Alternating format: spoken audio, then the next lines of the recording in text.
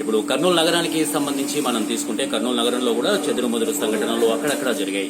Weaker section కాలనీకి సంబంధించి కాటసాని రాంభూపాల్ రెడ్డి కుమారుడు కాటసాని నరసింహారెడ్డి, అలాగే స్వతంత్ర ఏజెంట్ శివ, వీరిద్దరి మధ్య గొడవలు జరిగాయి. సో అక్కడ కూడా లాఠీ చార్జ్ జరిగినట్టుగా మనకు సమాచారం అందుతోంది.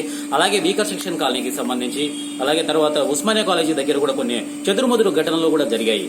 సో అక్కడ కూడా లాఠీ చార్జ్ జరిగినట్టుగా మన సమాచారం అందుతోంది. అలాగే దాదాపుగా ఇప్పుడు కర్నూలుకు సంబంధించి ఇక మిగతా గ్రామాలలో కూడా సో దాదాపుగా 80% ఓటింగ్ శాతం నమోదైనట్టు కూడా మనకు సమాచారం అందుతుంది.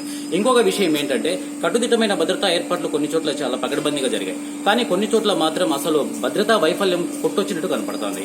అంగవైకల్యానికి సంబంధించి చైర్స్ అరేంజ్ చేస్తామని చెప్పేసి, తాగునీటి సమస్యకు సంబంధించి అరేంజ్ చేస్తామని చెప్పేసి కూడా కొన్ని చోట్ల భద్రతా వైఫల్యం కొట్టొచ్చినట్టు కనపడుతుంది.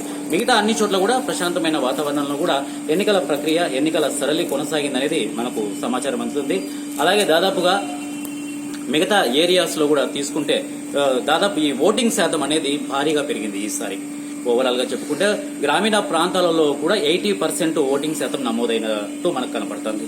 ఇంకా మిగతా ఇంకొక విషయం కూడా చెప్పాలి, ముస్లిం మైనార్టీ ఓట్లు కూడా అత్యధికంగా వాళ్ళు పాల్గొన్నారు. అత్యధిక మెజార్టీ వచ్చేటట్టు ఉన్నట్టు అనిపిస్తుంది. దాదాపుగా ఇక్కడ ఓటింగ్ శాతంలో ముస్లిం అంటే ప్రప్రథమంగా తీసుకుంటే ముస్లిం మైనార్టీ ఓట్లు కూడా ఈసారి ఎక్కువగా ఓటింగ్ శాతం నమోదైనట్టు కూడా మనకు సమాచారం అందుతుంది.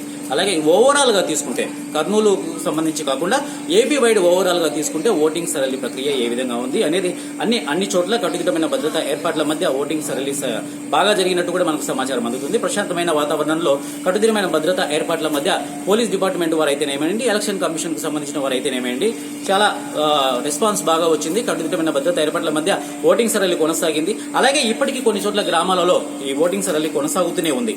ఇప్పుడు దాదాపుగా 7 అవుతుంది. 6 గంటలకు యువతలో వచ్చిన వాళ్ళని మాత్రం అలో చేయనిచ్చి గేట్లు వేసేశారు అన్ని పోలింగ్ సెంటర్లకి. లోపల ఇంకా జరగబోతుంది. దాదాపుగా 7-7:30 ఆ మధ్యలో కూడా జరిగే అవకాశం ఉంది. ఓవరాల్ గా తీసుకుంటే ఏపీ వైడ్ మొత్తం మీద 64.55% ఓటింగ్ నమోదైనట్టు కూడా మనకు సమాచారం అందుతోంది. సో ఇది ఇవాల్టి పోలింగ్ సరళి యొక్క డీటెయిల్స్. 1TV పర్సన్ శ్రీనివాస్ తో అర్జున్. ముఖ్యంగా రాజకీయ ఎలక్షన్స్ జరుగుతుంటాయి, ఎంతోమంది పోటీ చేస్తూ ఉంటారు. నేను ఒక దళితుడు పోటీ చేస్తే బాగుంటుందని చెప్పేసి మా అభ్యర్థి అయినటువంటి జమ్మన్న గారితో నామినేషన్ ఇప్పించి తను ఇండిపెండెంట్ క్యాండిడేట్గా జన సహాయక శక్తి అని చెప్పేసి పెట్రోల్ పంప్ గుర్తు మీద పోటీ చేస్తున్నాడు. తనకు నేను చీఫ్ ఏజెంట్గా ఉన్నాను.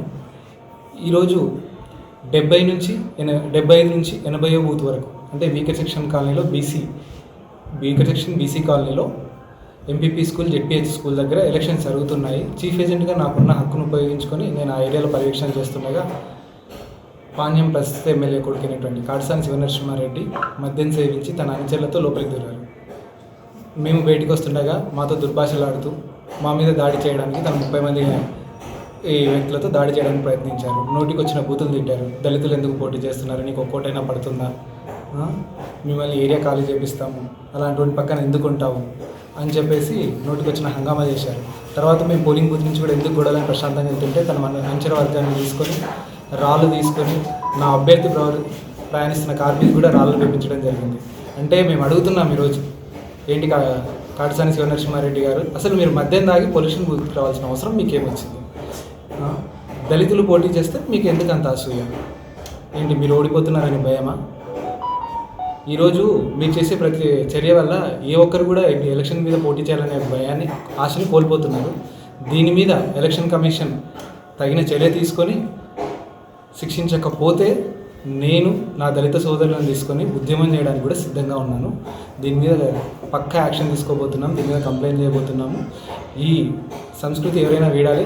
రాజ్యాంగం కల్పించిన హక్కు ఎవరైనా పోటీ చేయడం, అలాంటి పోటీ చేసే వాళ్ళ మీద దాడి చేయడం అనేది అడవి నీతి, జంతు నీతి ఇలాంటివి వదిలేసి మీ నాన్న 30 ఏళ్ళ ఎమ్మెల్యే, ఆయన దగ్గర కొంచెం రాజకీయ విద్యలు నేర్చుకొని జనాల్ని ప్రేమించి దగ్గర తీసుకోవడం నేర్చుకొని రౌడీ బుద్ధులు మానుకో.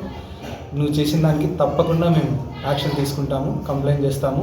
నాతో పాటు ఈ దళితులందరూ నాతో పాటే ఉన్నారు. మేమందరం దీని మీద రాష్ట్ర రోడ్డు కూడా చేయడానికి సిద్ధంగా ఉన్నాము. దీని మీద పక్కా చర్య తీసుకుంటాం. మీ పేరు? నా పేరు శివ, జనసహాయ శక్తి చీఫ్ ఏజెంట్.